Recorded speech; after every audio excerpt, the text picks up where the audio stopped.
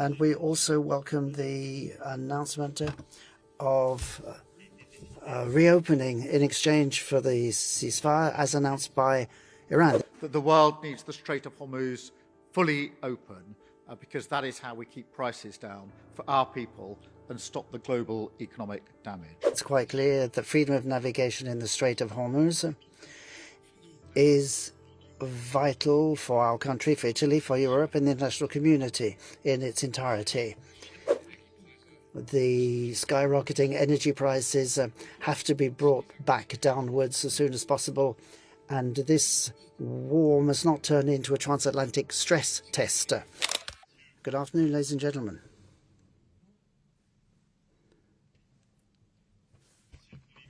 Prime Minister, Chancellor and President of the Council, ambassadors and ministers, ladies and gentlemen. I'm very pleased that with Prime Minister Keir Starmer today, we've been able to bring together 49 countries in a video conference, and that's along with the EU and the IMO. And I particularly want to thank Friedrich Merz, the German Chancellor, and Giorgia Meloni, for the President of the Italian Council, for being here today and giving us this opportunity to talk to you now. The aim of our meeting was to achieve the reopening of the Strait of Hormuz. You know that this is against the background of the war in the region. The blockade started by Iran has had very severe consequences around the world, of course, for the neighboring countries to start with, many of which are important partners for our countries, for the ships, their crews, and the countries that directly depend on the goods that are shipped, in particular in Asia, but also for the whole of the planet and the global economy, whether we're talking about oil, gas, or fertilizers, would have a direct impact on our economies, and in particular, the most vulnerable countries.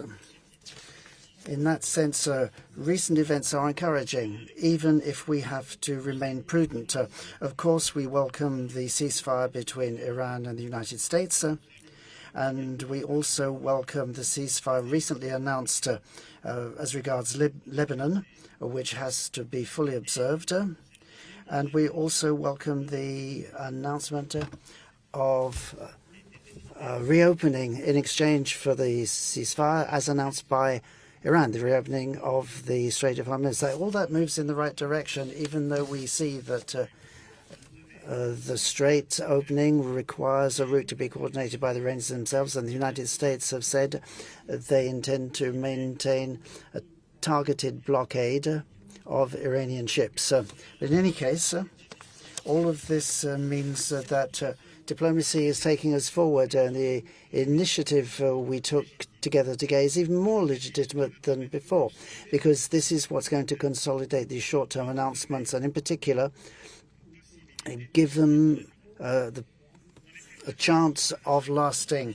So this meeting today of independent countries that are not involved in the hostilities that are ongoing produces a very simple message. We all demand the full, immediate and unconditional reopening of the Strait of Hormuz by all parties. We call for the restoration of free passage conditions that existed before the war and full respect of the law of the sea. We oppose all restrictions or any convention regime that de facto would mean an attempt to privatize the strait. And of course, we oppose any type of toll system. We are working closely with ship owners, insurers, and other marine professionals to give them the visibility that will enable them to allow traffic to resume as soon as possible. In that sense, we support the ideas by the International Maritime Organization to provide support and help to those who are trapped. And to achieve this, we are going to reinforce and accelerate the planning we have already started, coordinated with the UK, so as to set up a mission that will be neutral, completely separate from any of the belligerents, so as to support and secure the merchant ships going through the Gulf. Thank you very much, Emmanuel. We just had a very productive meeting, bringing together 49 countries around a very simple message and proposition that the world needs the Strait of Hormuz fully open because that is how we keep prices down for our people and stop the global economic damage. So we've all agreed there was real unity in the meeting that we've just had. We want to see a return to talks and a lasting agreement, including the reopening of the Strait. We welcome the announcement that was made during our meeting, but we need to make sure that that is both lasting and a workable proposal. And if anything, it reinforces the need for the work that we've been doing this afternoon, because we're very clear that the mission that we're putting together is a defensive mission and that comes after a ceasefire. So that's why we brought the international group together to indicate how we will play our part. And there are a number of elements. First, to deliver the diplomatic push for peace based on the fundamental principle that the Strait should be reopened immediately with no tolls and no restrictions. And there was absolute unity on those points across all of the states attending today. And that transcends the other differences that countries who are with us this afternoon may have, because the whole world needs to see a solution here. Second, that we need to manage the economic shock by avoiding unnecessary trade restrictions, supporting energy and food security, and supporting industry so that shipping can resume as soon as conditions permit.